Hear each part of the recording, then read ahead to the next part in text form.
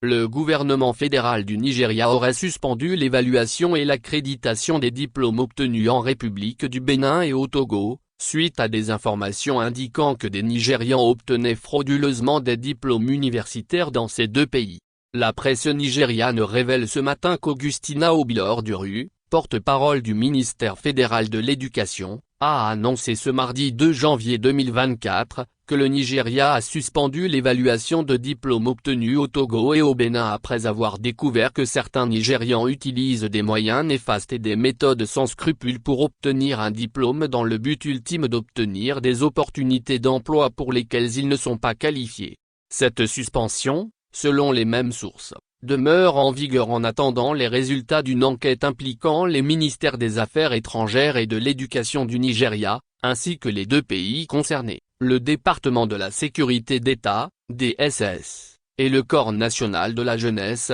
NISC. La mesure fait suite à un reportage du DI nigérian intitulé Sous couverture, comment le reporter du DI nigérian a obtenu un diplôme universitaire à Cotonou en 6 semaines. Dans son édition du 30 décembre 2023, le DI nigérian a révélé qu'un de ses reporters avait pu obtenir un diplôme au Bénin en moins de 2 mois. Les exigences sont des certificats de haut level, BEPC, moins faux ou authentiques, et le montant d'argent requis, qui varie en fonction du cours, de l'urgence et de la classe du diplôme. Et en moins d'1 mois ou 2, on peut être un diplômé de l'une des universités champignons parsemées à travers les 2 pays d'Afrique de l'Ouest, a déclaré le journal. Bien que l'organe de presse n'ait mentionné aucune institution togolaise dans son enquête, des médias locaux font savoir ce matin que le ministère de l'Éducation du Nigeria a suspendu l'évaluation et l'accréditation des certificats de diplôme obtenus en République du Bénin et au Togo. En avril 2018,